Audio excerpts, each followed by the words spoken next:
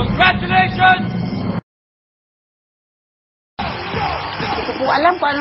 Hindi ko po alam kung hihinto ang paghinga ng mga oras na yun. Di ko rin po alam kung maglulumpatay ako nung mga panahon po na nanalo yung anak ko eh. Siya po yung isang kapatid ko na matulungin sa amin.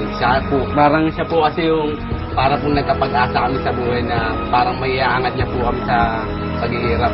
Sa lahat po ng mga pangarap ko, lagi po silang kasama. Kasi po yan lang po yung nag-iisang babae namin eh.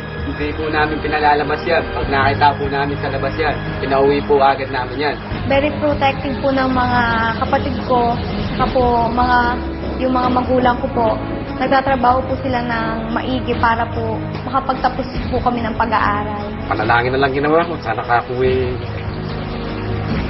maiayos ko, mai-prepare ko bilang tapos ng pamilya kung mga lakad nito.